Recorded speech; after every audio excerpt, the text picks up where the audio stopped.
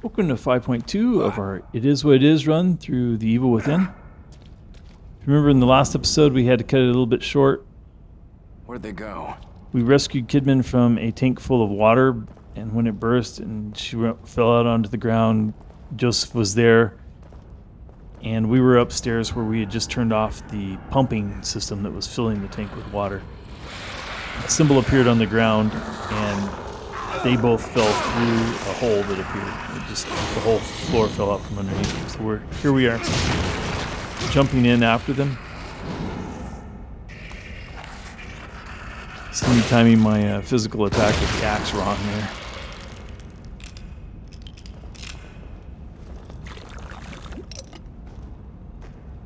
He has such a wind-up with that punch. He like flings it back and comes forward with it so much that you have to do it what feels very early. Like, it doesn't feel like it's the right timing for the hand-to-hand combat there, but if you don't do it early, then you see what happens. They grab you. They catch your arm up in the air, and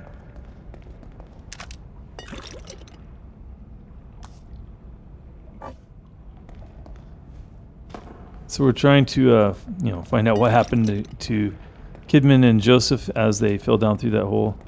We'll catch up with them here shortly. We're not really with them very long before we get separated again. One of those doors, but if you notice, there's no music. So even though there's one of those doors, there's no mirror. There's no way to get back to the hospital there.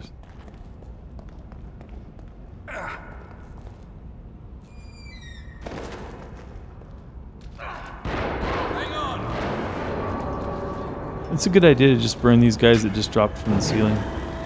They will get up, and they'll be behind you by the time we're into the melee with these other guys Sebastian! that are attacking them. Use the fact that they're focused on Joseph to get behind the big guy. Instead of using a whole lot of shells, use a match. There's a lot of matches in the game, so there's plenty of time to fill that back up. The more shooting you can let Joseph do, he doesn't have ammo problems. You can only carry so much ammo. Physical attacks and letting Joseph do the shooting while you distract him, keep them moving. Just a few bumps, we're fine. It is always a good idea to make sure Joseph has all of his health. If he dies, it ends the game too. Well, it's the same as you dying. I should say it doesn't really end the game. It just puts you back at the last respawn point. I always find this annoying. I have to wait until they say something. Seems like there should be a way to trigger that quicker. It looks like the door's locked from the other side. Sebastian, maybe we can lift this enough for Kidman to go under and open it from the other side. We're counting on you. All right.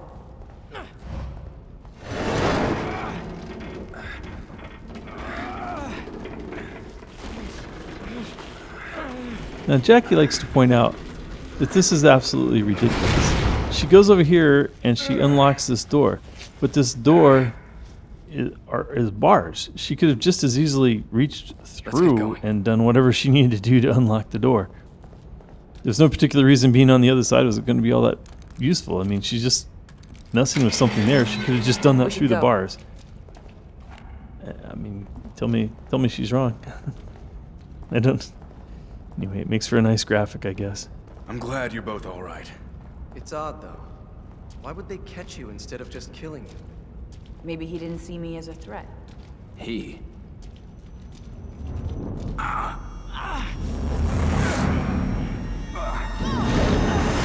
noticed that both Joseph and Sebastian were reacting to that sound. Kidman really was not affecting her. But once again, we're separated. Seems to happen every time you either hear that sound, Rubik appears.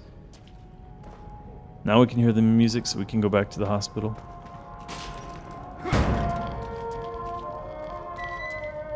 Personal document. Invitation to our wedding.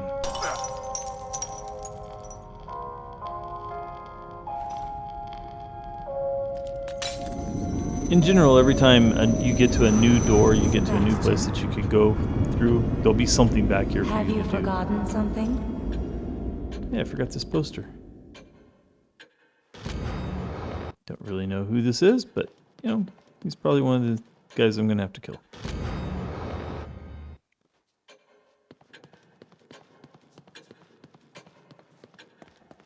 Can't upgrade, so I think I have a key or two, but I'm just going to go back anyway.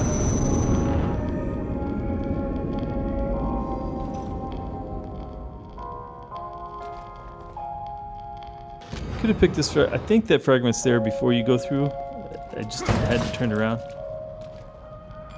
It doesn't really matter which order you pick it up in, whether you pick it up and then go through or go through and then pick it up.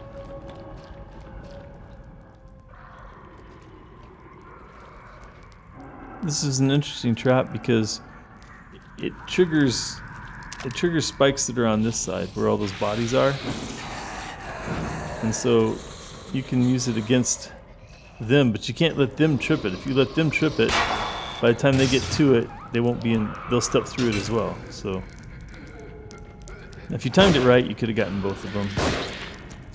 But I always take that as some dude and his mother. I don't know why I see it that way, but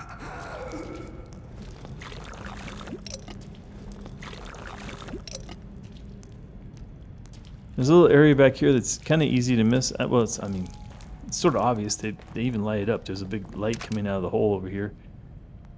But if you're not careful, you might miss that staircase because you were dealing with them a little farther down the hallway. And this hallway's kind of weird. You're gonna trip some more spikes here as you step forward, but you can't see what trips it. They shouldn't ever trip again, but I've had them, like, long after I kill this guy. There's a switch on the wall over there that he can pull that will cause it to trip.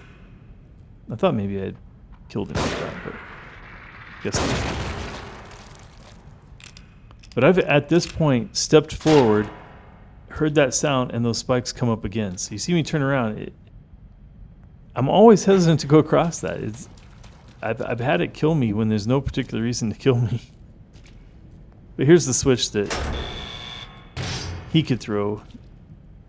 I mean, you can throw it out too as well, but obviously. But I've had him being dead, laying on the ground like that, and that trip and still kill me. So just be careful there, I guess. There's some good stuff up here, or at least the first time I was here, I thought it was good. But just finding green goo in the normal game is good. So that's 300 already. It's now 600 goo that you found. I was excited about that the first time it came through. Plus a chest. Anytime I get one of these chests, I was excited. For the longest time, I didn't know how to disarm these. And it is kind of tricky. You have to catch it.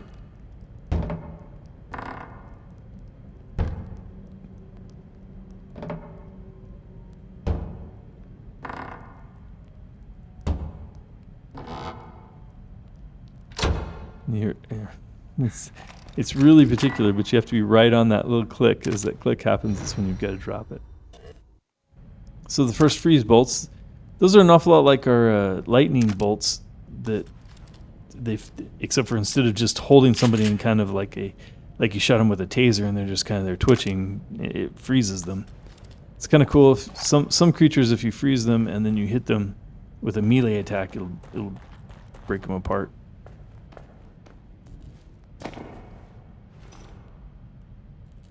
There's a challenge for killing 5 foes with each type of bolt for your crossbow. And oddly enough, it's way down the list on those that are actually gotten. You would think, well, you're going to wind up using the crossbow a lot. You're going to kill 5 things with each kind of bolt easily. It turns out that it's not tricky to kill things, it's just tricky to get the achievement to pop.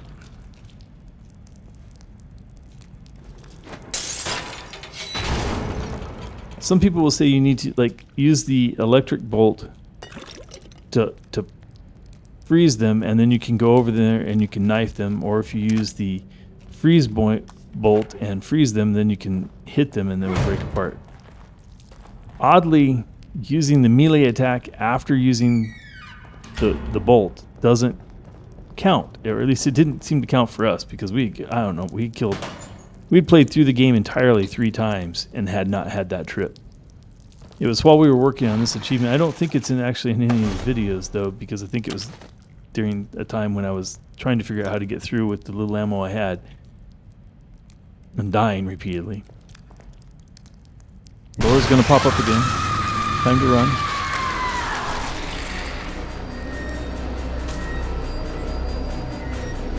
Let this sequence play out, and then I'll tell you the rest of the story about the bolts.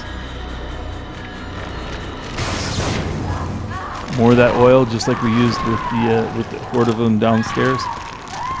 And you notice that fire seems to really affect her. Fire seems to work. He is a detective after all, right? Stating the obvious. Okay.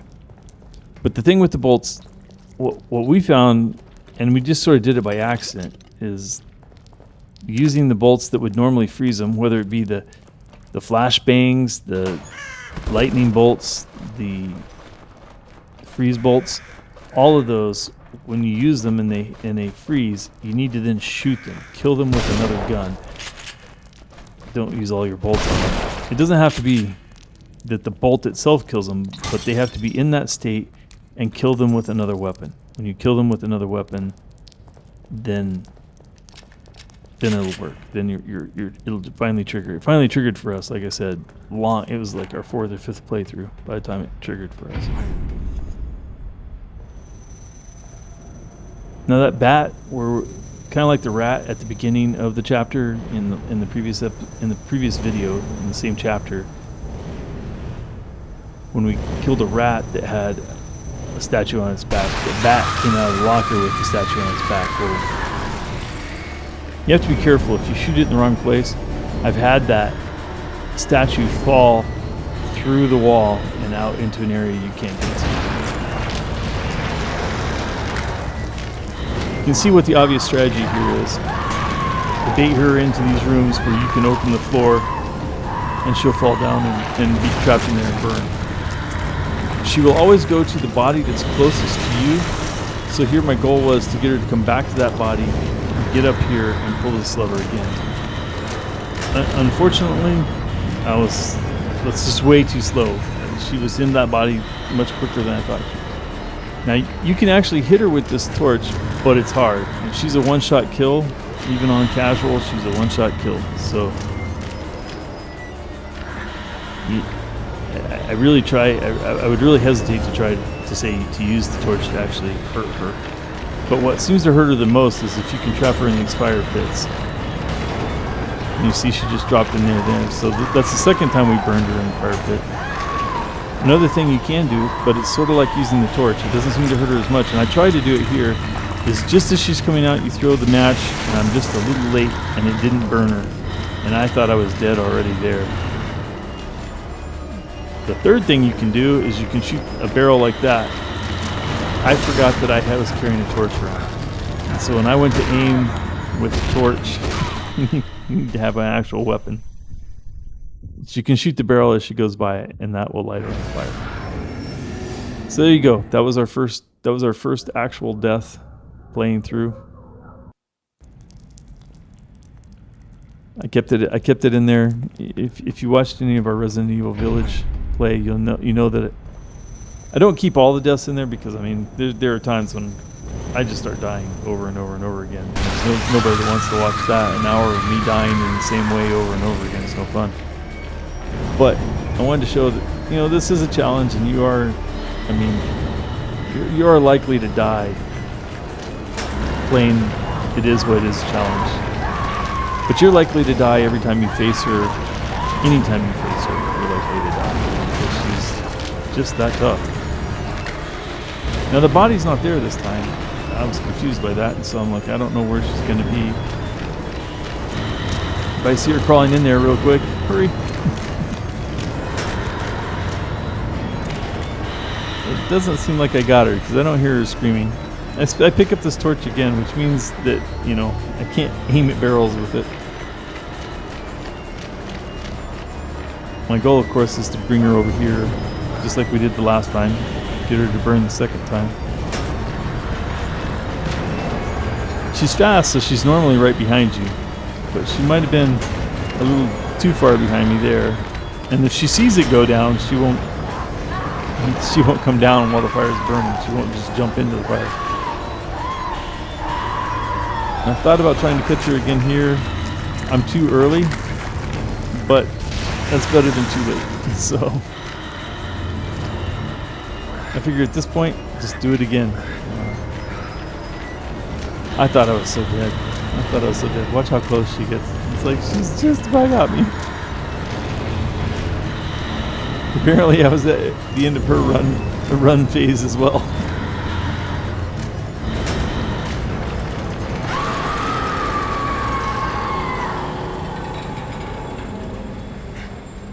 Okay, I tried to save this first encounter with Laura for a video all of its own. So that's pretty much what I did. I don't know what this body's doing. Looks like a glitch to me. That's the only bug I find in the game. I can live with it. But I don't know why that particular one is the one that's having the problem.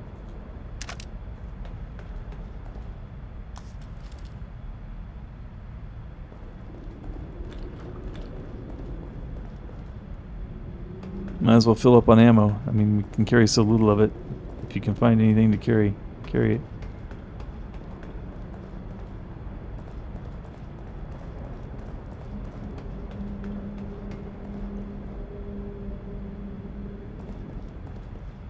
She is easily the most iconic foe throughout the whole game. I mean, everybody who's ever played the game knows how afraid of Laura they are, because she is just terrifying.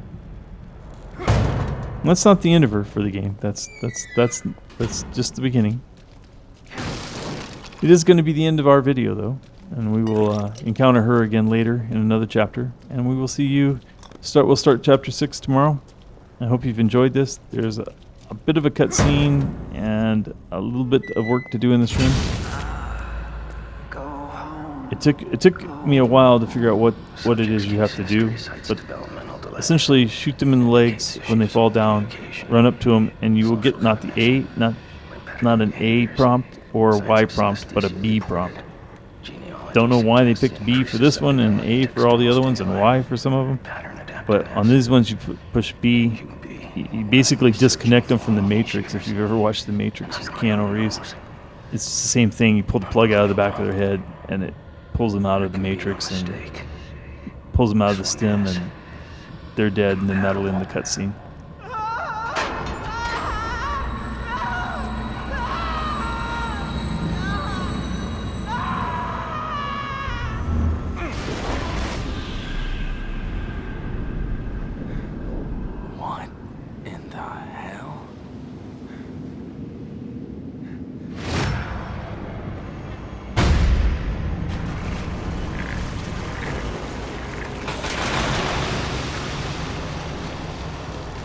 Okay, so now watch what I do with them. I'll shoot them in the legs, and then I'll pull the cord out of the back of their heads.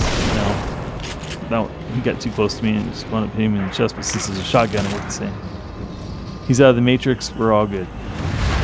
Alright, so you gotta get all three of them, then the cutscene will end. The chapter will end there.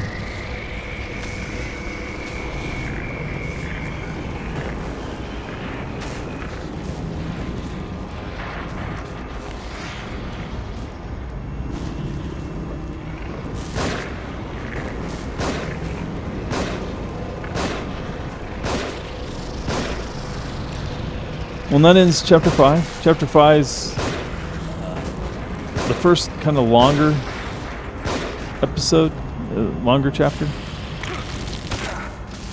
It's where the difficulty starts, and the next couple of chapters in the game will also be difficult and a little bit longer. And so we're going to split them into 2 videos each.